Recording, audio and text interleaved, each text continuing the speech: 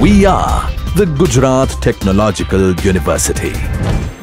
Since its inception over a decade ago, GTU has been empowering young and curating minds to realize their true potential. Over 4 lakh inspired students are enrolled with one of the premier academic universities in India. With more than 450 affiliated colleges in its fold operating across 5 zones of the state, GTU, the International Innovative University, your place to move forward.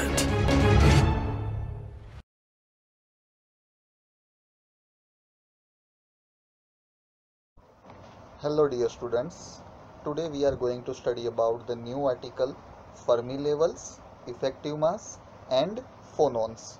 So as we discussed in our previous lecture, the classification of electronic materials can be only considered towards the energy band diagram and the energy band gap of respective materials, in which Fermi levels are playing a major role. Effective mass, this particular quantity you have to consider for the practical applications of your semiconductor, conductor or insulating materials. So we will initiate the article with the effective mass theory.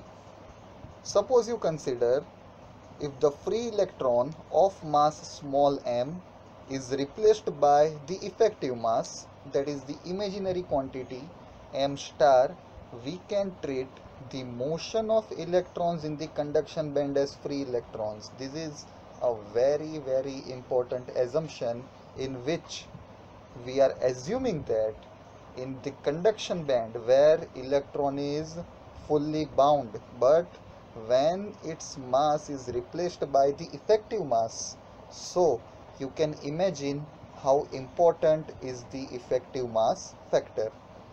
An exact defined value of the wave vector k, however, implies complete uncertainty about the electron's position in real space. So in the conduction band, if you are analyzing that the electron is bound or free, so we have to consider the time dependent position situation of electrons in the conduction band. Mathematically, localization can be described by expressing the state of the electron as a wave packet, that means a group of waves. In other words, you can say this as a group velocity, means not you are considering the single electron of the conduction band. Quantum mechanically, you are taking a group of them and identifying that either electrons are in the steady state or they are continuously changing their position with respect to time. So here you can see the equation for group velocity is already defined, that is Vg is equals to del omega by del k, and the energy over which the electron is traveling, that is omega h cut, and k is equals to p upon h cut. This is called the Planck-Einstein relationship, because the energy which was suggested by the Einstein is now related to the Planck's constant h, that is h cut is used over here, but the further simplification of h upon 2 pi can also be utilized. So in this figure you can see the position of electrons in the k vector space is further reducing its velocity, and then after it is increasing. So omega is nothing but the velocity vector with which the position vector, basically with which the position rates are changing. Dispersion relation of a group of electrons with a nearest neighbor interaction. Note that omega is linear for small k. So if you are considering the small k values, it is almost linear, or for the higher values of k, which is not mentioned here, and that del omega by del k vanishes at the boundaries of the Brillouin zone, because here at minus pi upon a and plus pi upon a, the del omega by del k vanishes, because at that point electron is in steady state. So Vg, that is group velocity, will be 0. So further, In this particular equation, we have made omega as an object, so omega is equal to E upon h cut. So I have substituted omega is equals to E upon h cut in this equation. So we have Vg is equals to 1 upon h cut del E by del K. Now, in order to find out the acceleration, which is the rate of change of velocity, so we have differentiated the group velocity with respect to time, and hence we are getting the acceleration like del Vg by del T is equal to 1 upon h cut del square E by del K, and the another derivative of time is also added. So further simplification is like this: 1 upon h cut, we have multiplied and divided this equation by del K. So 1 upon h cut del square E by del K square into del K upon del T.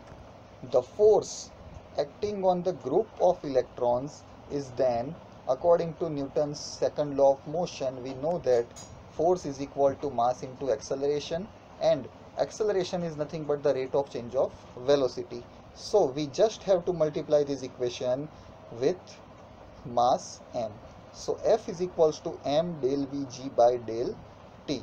That is equal to, the further classification is m upon h cut del square E by del K square del K by del T. Now del square E upon del K square you can find out over here, del square E by del K square, so that will be 1 upon m. So that has been cancelled out.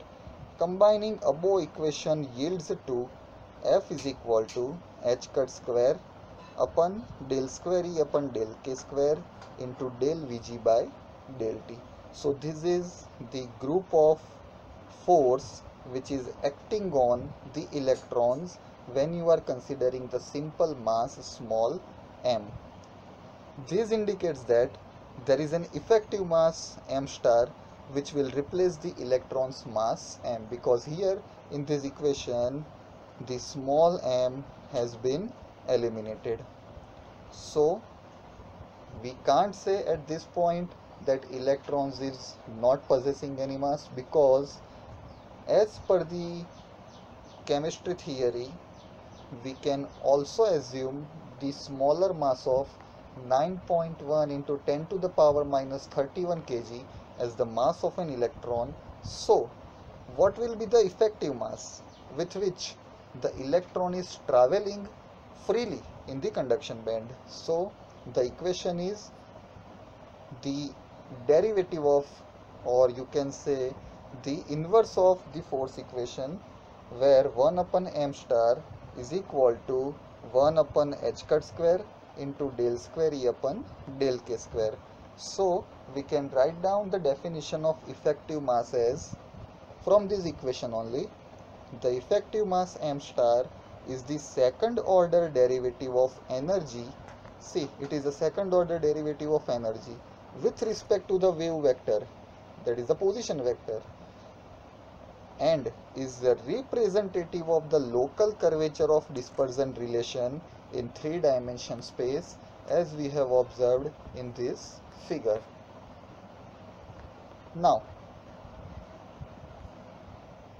the effective mass is a tensor quantity which you can obtain experimentally or numerically, which is a matrix type quantity, which we will further see in the Kronig-Penne, that is KP model.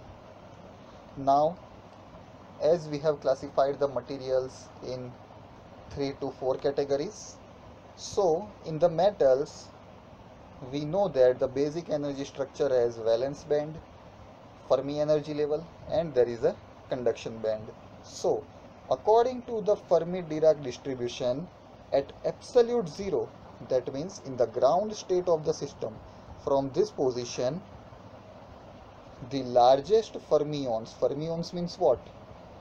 The atoms or ions exist below or above the Fermi energy level, which are well known electrons in the conduction band, holes in the valence band, are filled up in the density of the state. So the shaded area which you are observing in the figure is the filled state, you can say field density of state, of which the energy is often called the Fermi energy. So if your electron has higher or equal energy than this Fermi energy EF, then and then only electron can travel from valence band to the conduction band. If the energy is slightly lower than this Fermi energy EF, it is impossible for an electron to travel towards the conduction band. It is sometimes called the Fermi level, or you can say the chemical potential. Fermi energy is a temperature dependent quantity. So if at normal temperature the Fermi energy level is just, we can say, in the middle of valence and conduction band, but with increase in the temperature the Fermi energy level lower down, and with decrease in the temperature the Fermi energy level will be slighted upper. The largest number of states, that is capital N, can be defined when a sphere of radius kf is divided by the smallest volume, that is 2 pi upon L cube, which is a well-known quantity in K space. So we can write down the Pauli's exclusion principle statement into this largest number of states. So capital N is equal to 2 into 4 by 3 pi kf cube divided by 2 pi upon L cube, where the factor of 2, this is the factor of 2, accounts for the Pauli's exclusion principle. Since the crystal volume is defined as V is equal to L cube, the Fermi wave vector is the kf. Kf means the position of Fermi energy level represented by the Fermi wave vector kf. 3 pi square n upon V raised to 1 by 3, which is equal to 3 pi square small n whole raised to 1 by 3. If you simplify this equation, you will identify the value of small n. So the Fermi energy you can calculate from this equation, h cut square upon 2m into 3 pi square n whole raised to 2 by 3. This is for metal. For the semiconductor, instead of the simple relation, we have EF is equal to KBT natural log n upon 2NV into MD star KBT divided by 2 pi h cut square whole raised to 3 by 2. I am mentioning all the quantities used in this equation. Remember, EF is your Fermi energy level, KB is the Boltzmann's constant, T is the absolute temperature in Kelvin, small n is your total number of density states, NV number of holes inside the valence band, MD star is your effective mass, KB is again the Boltzmann constant, H is the h cut is equals to h upon 2 pi, where h is the Planck's constant, values are mentioned in this case, and T is again the absolute temperature in Kelvin. Now I am giving you one homework. You have to solve this example. Calculate the energy gap of silicon given that radiation of wavelength, that is 11,000 angstrom, is incident on it, and remember silicon has a degeneracy of 6. So how will you identify the energy gap of silicon? So first of all, you have to identify the material. Silicon is a semiconductor, so you have to utilize this equation. Okay, so try to solve, and if you don't get the answer, the process is already mentioned in this slide, but if you have any doubt regarding this, you can contact me. Now the very important quantum mechanical quantity, that is phonons. We have heard about photons but not about phonons. So photon is a light radiation, slightly different to it. In physics, a phonon is a collective excitation in a periodic elastic arrangement of atoms or molecules in the condensed matter, specifically in solids and some liquids. So when we are collectively excitation, or we are collecting the motions of atoms and molecules in the three-dimensional space, which is a quantum mechanical representation. It represents an excited state in the quantum mechanical quantization of the modes of the vibrations of elastic structures of interacting particles.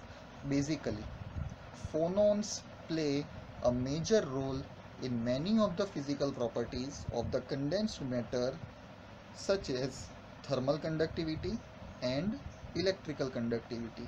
So, whenever we are visualizing or studying about the phonons, we have to remember that it is only related to the excited state, that means the topmost energy level. Okay, so in case of the electronic materials, we have to consider the collective motion of electrons in the conduction band, and due to the motion word coming when you are talking in terms of the conduction band, and particularly for electrons, we have to use the effective mass, and hence the effective mass and phonons as well as the Fermi energy are correlated to each other. So this was all about the Fermi energy level in metals as well as semiconductors, phonons and effective mass. So I hope that all these three parameters are clear in your mind, and you will be able to answer these questions if it is asked in your GTU examination. So thanks for visiting this lecture.